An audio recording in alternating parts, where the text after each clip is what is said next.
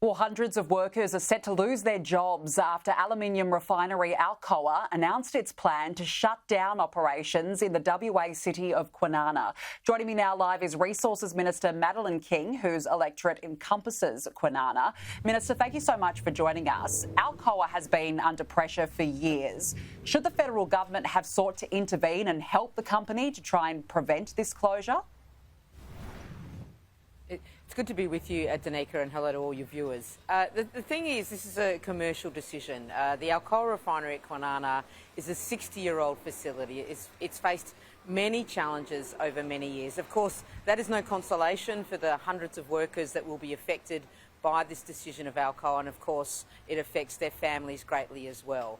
The truth is, there are things that no government could have changed in relation to the Kwinana refinery, and that is the bauxite grade. We cannot change geology. That is a gift we have in this country, and sometimes it doesn't work out in eternity. So that's a reality that the Kwinana refinery faced. And also it's an ageing facility, as I said, 60 years old, similar to the BP refinery, which was a bit older.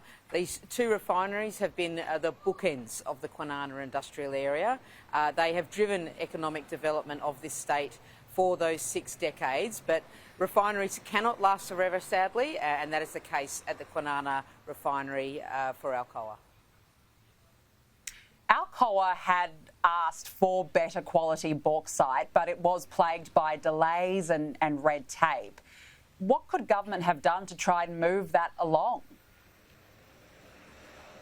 Well, the matter of the bauxite is a matter of permissions for the state government here in Western Australia, and just recently they did extend the permissions for Alcoa to have access to that bauxite. But as Alcoa themselves have stated, the quality of the bauxite as it relates to new permissions granted by the state government didn't affect this decision. So what the state government did or could have done does not bear on this decision.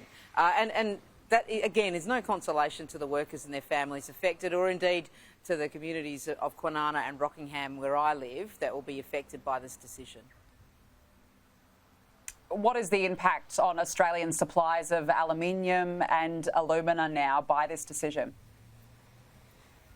Yeah, there is a minor decrease in the supply of alumina, but even with the Kwinana refinery curtailing its production, Australia will remain the largest exporter of alumina in the world, and it will remain the second largest producer of alumina in the entire world. So there is no threat whatsoever to the supply chain of alumina in this country, and there is no threat to the sovereign capability of Australians being able to refine bauxite to make alumina in this country. Alcoa will keep in operation Wagerup and Pinjarra refineries, and I expect many of the workers from the Kwinana refinery will redeploy to those refineries as well. So Australia will retain that sovereign capability and capacity to produce alumina right here. Minister, before we let you go, I just want to ask you about the coal price cap. Household power bills could spike in the middle of the year if the government doesn't extend it beyond that mid-year cut-off. This could be crippling for families already struggling with the cost of living crisis. Are you comfortable with that? Look, what I know is the cost of living is an enormous effect on Australian families and households on the East Coast and the West Coast. As a government, we of course will look at the price cap as we go through the year. My colleague Chris Bowen has a very eagle eye on the pricing for power and energy in this country, and the whole cabinet does the same. We will make sure that Australians have access to affordable energy into the future. Madeleine King, we'll leave it there. Thank you so much for joining us this afternoon.